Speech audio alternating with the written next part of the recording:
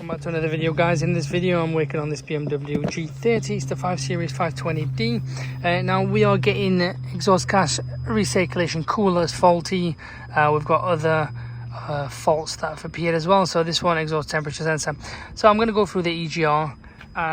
For those of you that don't know anything about it, before you do anything with the EGR, ring BMW, speak to them and see if it's got any recall on there, because they are common for it. There are recalls, however some of them may not have recalls on the EGR. So reality is you'll have to repair it yourself. Now there's a few ways around it. The EGR is very easy to work on. It's probably one of the easiest EGRs to work on out of all the cars that I've seen in my lifetime.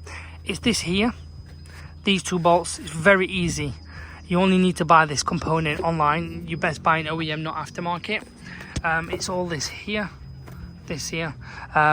Pretty easy. It's just a case of just change it. There are two rubber two pipes that go into the engine, so you just got to be careful that you put them back and that they don't leak, in other words. The part itself may cost you a few hundred to sort out. This could be a case of just change it. It is a DIY. I wouldn't honestly let a garage deal with it. If you've got the tools, just do it yourself. If not, let the garage do. But the item itself is about maybe 200 quid, 200 quid, around this figure. You don't want used because it'll be in the same boat. And then once you've done it, you just need a diagnostic machine like this just to eliminate the fault code, and jobs are good, and it doesn't need anything else.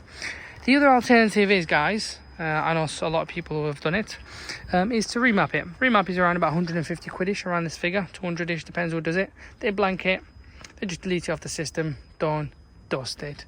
That's the way around it. But I'll leave it in your hands. Obviously, it's best to just leave the EGR on rather than blanking it or remapping it, because it'll cause more problems over time anyway. But yeah, it's up to you guys, and it's legal to have it on rather than not. But yeah, that's what it is. And that's where to find it on the BMW 2-litre diesel engines. Even the previous gens, the F30 models, going back to the E90s and whatnot. I know they're 3 Series, but they're all there. That's where the position is.